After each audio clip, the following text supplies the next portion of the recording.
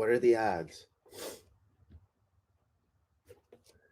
From cracked, from crack addict to CEO, Mike Lindell.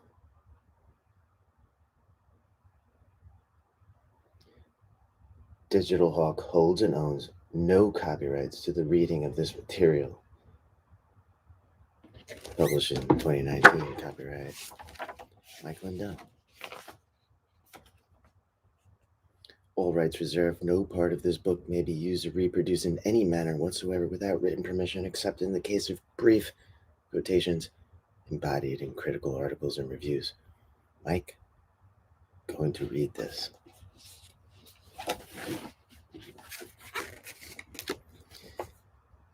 In this life, we all experience moments, sometimes so unique or unusual, that we pause and say, wow, what are you, what are the odds that could happen? And if something like that happens again, maybe we say it's just coincidence.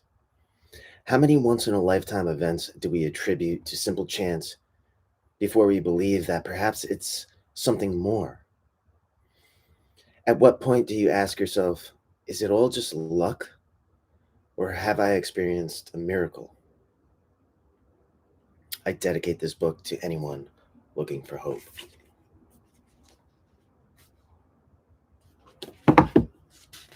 From Lindell Publishing, LLC.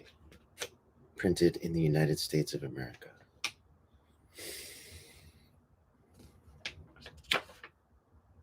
Book design, GLS Next, Precision Marketing. I really like this cover. I didn't know it was going to be so cool.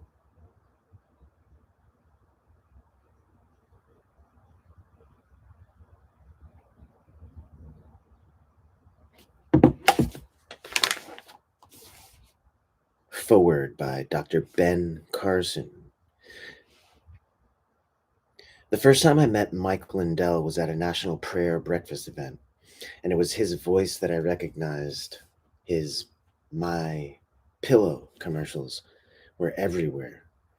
You couldn't turn on the TV without seeing him. In fact, after I bowed out of the 2016 presidential race and endorsed Donald Trump, I mentioned Mike and his pillow company to then candidate Trump. That guy is on television more than anyone I've ever seen, Trump said, including me. Trump said that.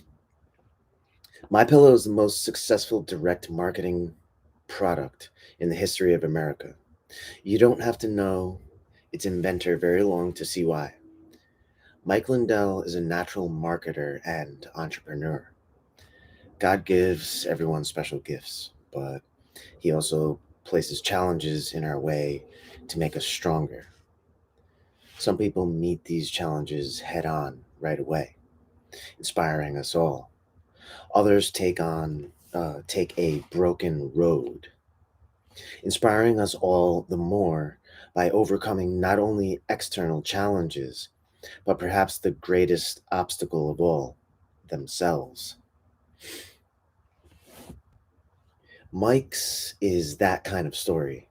Gambling addiction seized him while he was still a teenager. In his 20s, he became a frequent cocaine user and then an addict. When crack cocaine came on the scene in the late 1990s, Mike swore he would never use it, but he broke that vow, and when he did, crack took him down fast.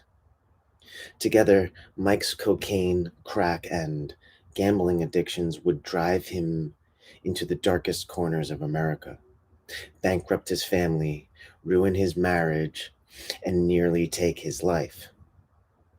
But even as he was in the depths of despair, God inspired a dream, and My Pillow was born.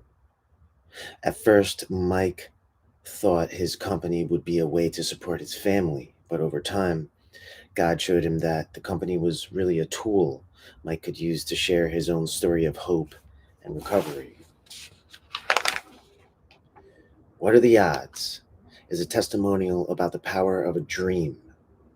It is about a man who went about as far down as a human being can go, but came out clean and sober on the other side. It's a story about failure, success, humility, courage, and ultimately hope. Benjamin S. Carson, Senior Medical Doctor, Professor Emeritus of Neurosurgery, Johns Hopkins Children's Center. Prologue.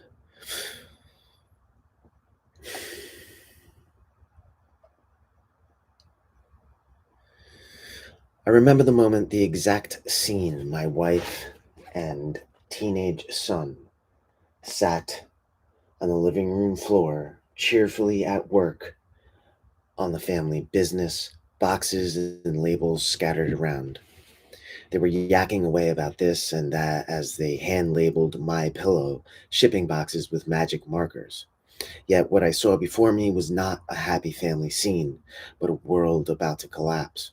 It was February 2007. Our little family business, which I was running out of a rented bus shed, was on the verge of a hostile takeover. We were about to lose our home. Our bank accounts had dwindled to almost nothing. So had my marriage to Karen. And then there was all the hidden stuff. Alcohol and drugs were taking their toll. I was heavily into gambling. I owed my bookie $45,000. Everything was about to come crashing down. My family just didn't know it yet. I'd walked the razor's edge for years, blessed with a lifelong lucky streak. I would back myself into one hopeless corner after another, and then at the last possible minute pull off a miraculous escape. Which is why I found myself wondering, what if somehow the odds again fell in my favor?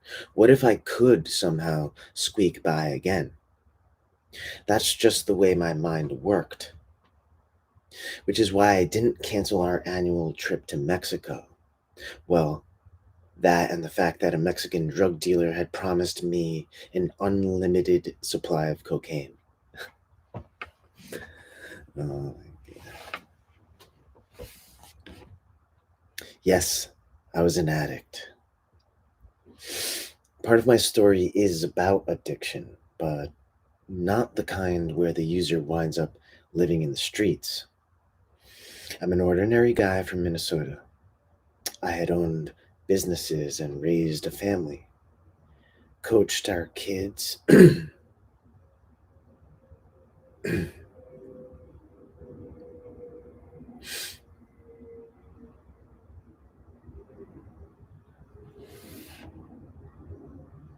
Coached our kids in Little League, taking them hunting and fishing. All that small town America stuff. You see, not all addicts live under a bridge somewhere, lonely and broke. In fact, our house was the house where all our kids' friends wanted to hang out. Neither our kids nor their friends knew that the Lindell adults were addicts. This is the hidden world of addiction that most people don't see. Men and women with families, people functioning in the community, serving on committees, owning businesses, holding down jobs. At least for a while. Addiction affects everyone, no matter how many forks they eat with. That spring of 2007, that spring of 2007, as my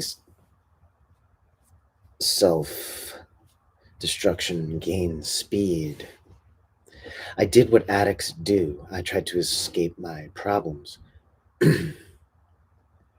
Karen and I, with our close friends Paul, nicknamed Skelly, and Jenny, flew down to a Mexican beach town.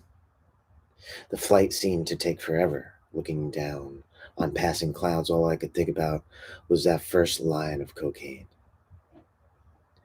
I fidgeted in my seat, looking at the satellite map on the seat in front of me, counting down the southbound miles until we got there. Time dragged as the animated airplane seemed to barely move.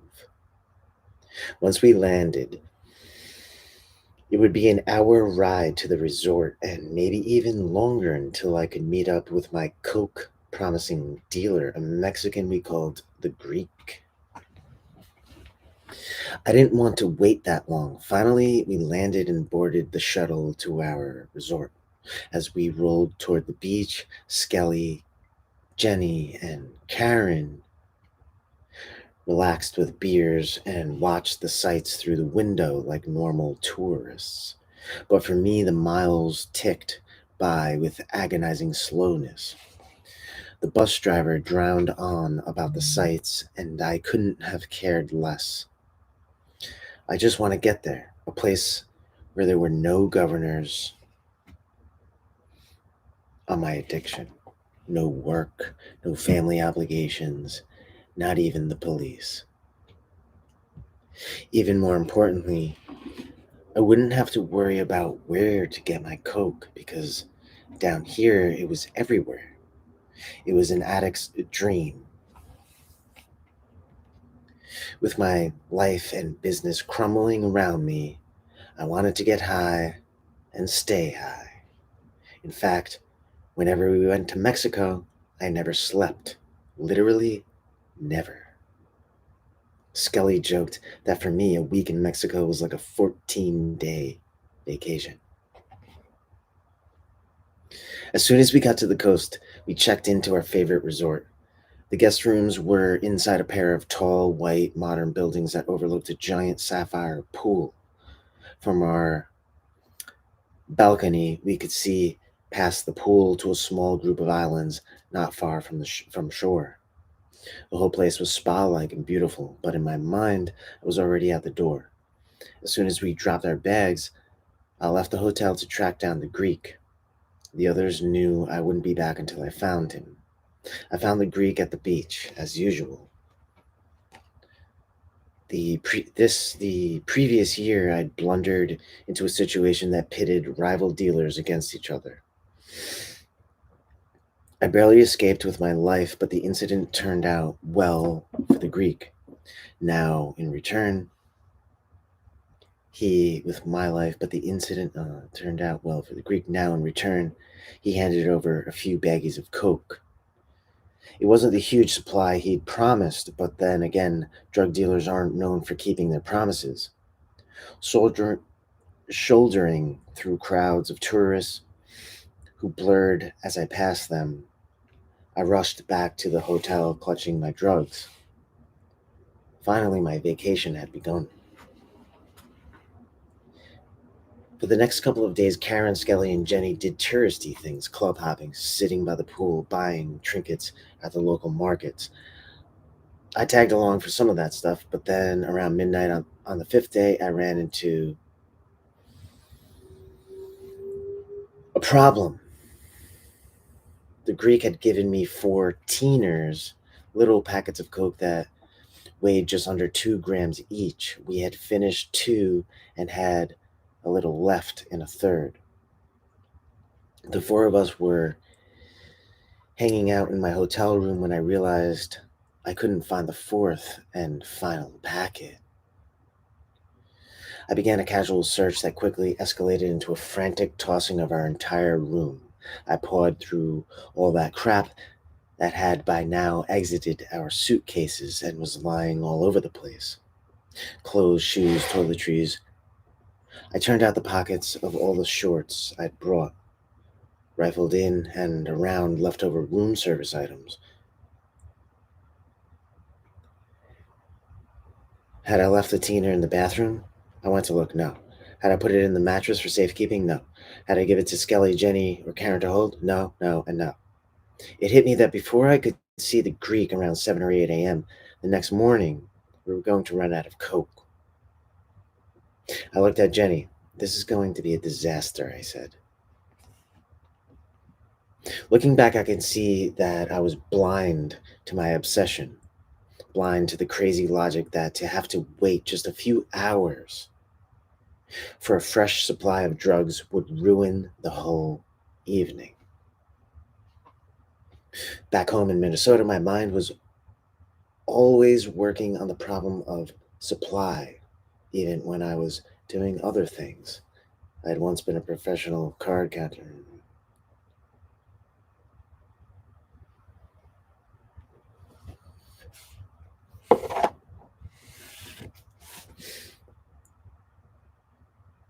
Even while I was doing other things, I had once been a professional card counter in Vegas. I'll tell you more about that later. So I tended to think in terms of percentages, probability, and odds. Always, I would see the supply issue term in my mind, like the count in a casino, me against the house.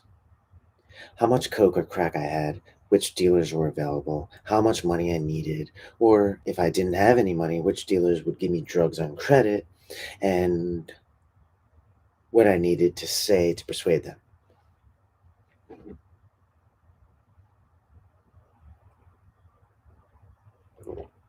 No matter what, I never ever wanted a gap.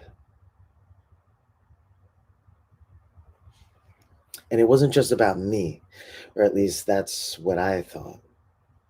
In my own twisted thinking, I was the guy who could get things done when others couldn't and show people things they'd never seen before. I'd played a role since childhood.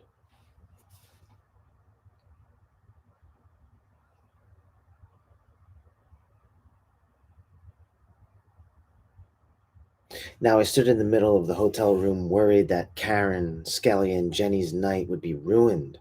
I can't run out, I thought. I can't. This was my fourth trip to Mexico, so I knew where to find Coke.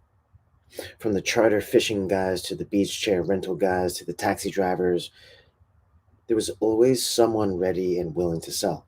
My first plan was to find a taxi. In this town, taxis were basically rolling drugstores. I was a smoker then, so I tucked my cigarettes in my t shirt pocket, noticing I was almost out of those too. I made a mental note to buy another pack, then stepped out of the resort lobby into the warm summer night. Even though it was almost 1 a.m., the air felt warm and humid, and I was comfortable in a t shirt, shorts, and flip flops. I walked down a street crowded with tourists spilling out of the cantinas, laughing over bottles of Corona and Dos Equis, still partying into the wee hours of the morning. But after about 3 blocks, the foot traffic thinned out, and I hadn't seen a single cab. By the fourth block, I was walking alone through the dark. It wasn't long before I arrived at a little store on the right edge of town, just a wooden shack, really maybe 10 by 10. They sold convenience stuff, store stuff, convenience store stuff like store stuff, beer, soda, cigarettes. I had been there the year before in connection with that favor I had done for the Greek. The street was quiet now and deserted except for 4 Mexican guys out front. One man was standing and the other 3 sat on a long wooden bench. "Hello, how are you doing?" the standing man said. He spoke very good English. He was casually dressed and clean cut with short, dark hair. "Do you have any cocaine?" I said it straight out. I had done this before. "Sure, sure, senor," Clean Cut said, smiling. "No problem.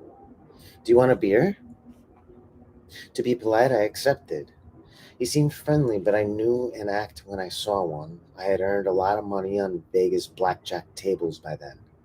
Great card counters disguised their mental calculations by putting on an act. They also read the room. Clean Cut was schmoozing me, but I knew his smooth words covered a hard edge. I gave him $100 bill, and when he went to grab the beer from somewhere in the shack, I took the opportunity to read his companions. They were all slouched on the bench smoking cigarettes, even though they were sitting. I could tell there were tell all 3 were shorter than me, 5'9" or 5'10". Nothing remarkable about the one closest to me. The third guy, the one farthest from me, I knew immediately that he had a gun. I thought that was weird. Buying drugs in Mexico was usually pretty casual, and dealers down here wore board shorts and straw hats, not 9mm pistols. Strangely, it was the man in the middle who worried me more. He had angry eyes, like the eyes of a young gang member who was just burning up inside because of some awful pain in his past. I'd seen eyes like that in some pretty bad places.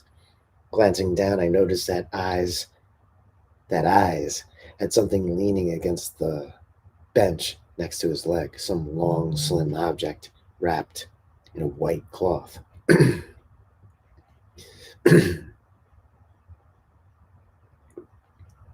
I didn't know what it was, but I decided right then that he was the kind of guy I didn't want to upset. You never know what a man with eyes like that will do. Clean Cut came back with the beer. Here you go, amigo. Sit, sit. I called my friend, the Coca. Will be here in a little while. I took a seat on the bench next to the three others, pulled out a cigarette, and lit it. Again, I noticed how lonely this place was. Not even a block away, I could hear late night party sounds, but hear nothing. What are you doing way out here, amigo? Clean Cut said. I told you, I said, looking for some cocaine. You don't like taxi cabs? Plenty of cocoa and taxis. I laughed a little. I was actually looking for a taxi and I couldn't find one. He looked at me suspiciously. Where are you staying? Hmm. An uncomfortable question from our drug dealer. I lied and gave him the name of a resort down the street. Clean Cut glanced down at my arms. Where's your wristband? Now I knew something was up. Now I knew something was up. He was talking about the wristband that tourists wear when they're booked into an all inclusive resort. Clean Cut was trying to catch me in a lie. We didn't. We didn't get the all inclusive package, I said. You don't like the police, do you? He said. The schmoozing was over. The back of my neck tingled, but otherwise I felt no fear. Maybe it was the line I did before I left the hotel. Maybe it was instinct, but I eyeballed Clean Cut and gave it right back to him. Police? What are you talking about? I pointed to my nose and little white flecks caught in my mustache. Do I look like a cop to you? He held up his hands in a whoa motion. Okay, okay. Do you want another beer? Sure. I didn't really, but I needed to buy time. It seemed Clean Cut thought I was some kind of undercover cop or spy or something. By now, about 20 minutes had passed as he headed into the shack. I looked around. The other three were still seated on the bench to my right, the long cloth wrapped object still leaning against the bench at Eyes' feet. Even though I could still hear bar music and chatter not far off, not a single car had passed by the shack. It was eerie. I felt shut off from the world, trapped in a dark bubble where bad things could happen. But where was that cocaine? When Clean Cut brought me the second beer, I kept up the casino act I had chosen for the occasion, slightly offended customer. I jumped up. Look, we've been waiting a long time. I said, my wife is going to be worried. I need to call her. I reached into my shorts pocket for my cell phone. Sit down, Clean Cut said evenly. You don't need to call your wife. The coke would arrive soon, he assured me. But he wasn't smiling anymore. Then he said something that swung the needle on my danger meter all the way up to the right. Look very familiar. Have you ever been here before? No, never. Another lie. Really? You look like a gringo from last year. He was with some enemies of ours. Time froze.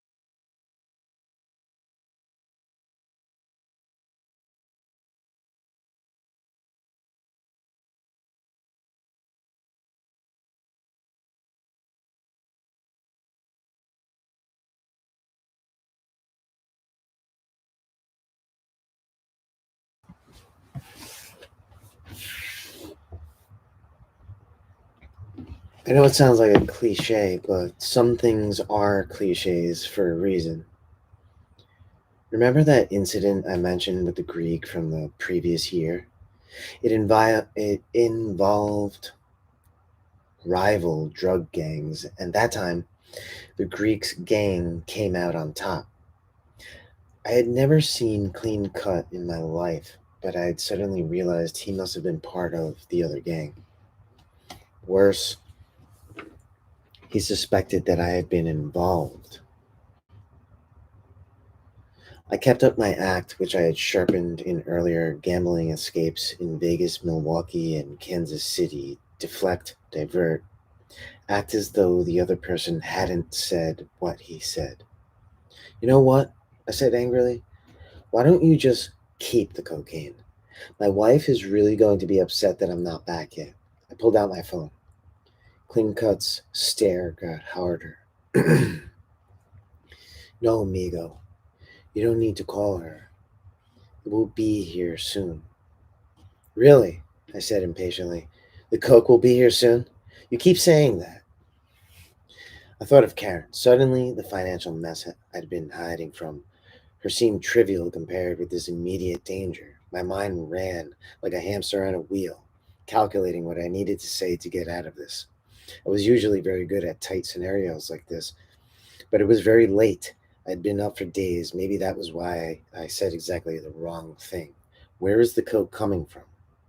I asked, then blurted out the name of a nearby town.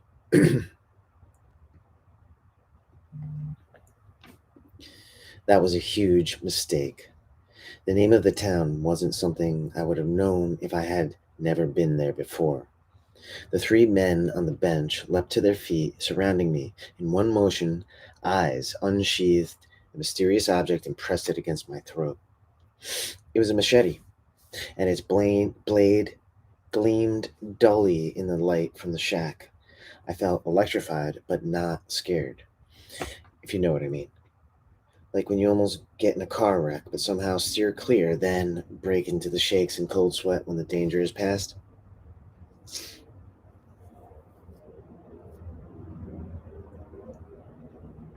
In that moment, a normal person would have started begging for his life, but I was not normal. I grabbed the machete blade with both hands and looked eyes square in the face. What's the matter with you? I'm not buying this sword. I'm here to buy cocaine, and you keep saying it's coming, but it's still not here. I wasn't showing anger or resistance. If I had shown either, it would have been over. Instead, I treated eyes' sudden threat like a misguided sales demo. I shoved the blade away and looked down at my hand. I noticed drops of blood. I'm not buying this sword, I said again, showing them my hand. It's not even very sharp. Cleancut's mouth fell open. Then he recovered and chuckled in disbelief. You seem a little loco, senor. He doesn't want to sell you his machete. He wants to cut off your head. Cut off my head? My wife would be really upset if you did that. Come on, you guys. You know I'm here to buy cocaine. My tone was a patient scolding as if we're all friends. We were all friends. I hold out my bloody hand, waiting. But Clean Cut wasn't stupid. If you have never been here before, how did you know the name of the town? Look, I do a lot of cocaine, okay? That's the whole reason I came here in the first place. The whole time I was flying here, all I did was look at the little map on the back of the seat in front of me and count down how many towns were left before we got here. That part was actually true. With that, Clean Cut relaxed a little, but all four men still surrounded me. Maybe Clean Cut believed me. Or maybe he was tired and just didn't feel like going to all the trouble of burying a dead guy that night. Whatever it was, he looked at me and said, Okay. Relieved, but still on guard, I decided to rant a little more. The innocent man feeling put out after being falsely accused. I'm out of Coke, and I come all the way out here to buy from you guys, and this is how you treat me? Okay, okay, calm down. It's almost here, Clean Cut said. Can I have a cigarette? Yeah, I said, annoyed, glancing around at the group with my right hand. I reached into my t shirt pocket, pulled out my last cigarette, and immediately froze. As I pulled it out, the missing teener came with it. I must have slipped it down inside my cigarette pack for safekeeping, forgotten about it. Now it came up from my pocket in full view of Clean Cut and his machete enforcer. My blood turned to ice in my veins. I had told them I was out of Coke. There was not a person in the world who was going to be out alone in the Mexican hood buying Coke in the wee hours of the morning when he already had a pile of it in his pocket. Anybody who would do that was a cop, an informant, or a spy from a rival gang. Clean Cut had already suspected I was the tourist from the year before. If he saw the teener, he'd decide I had set him up 100%. Did he see it? Did any of them see it? I hadn't been afraid before, but the fear I felt now, nothing in my life even compared. I felt the blood drained from my face and chest, heading south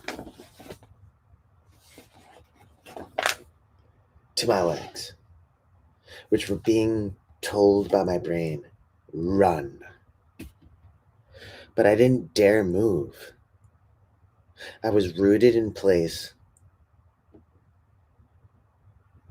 the faces of all the important people in my life flashing through my head like a slideshow. My wife, my kids, my parents, the grandkids I would never meet.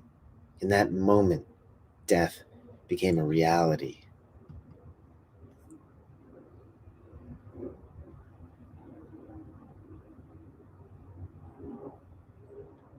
For the first time, my future turned to ashes. I felt a sudden sadness. This was where my addictions and bad decisions had led me. It was ridiculous when I thought about it. All my decades of scheming and groveling to get that white powder, only to lose everything to it in the end. All that time thinking I was so smart, I would beat the odds. But now the game was over. The house had won. I was going to die right here on this dark, deserted street. A small item in the news. American tourist goes missing in Mexico.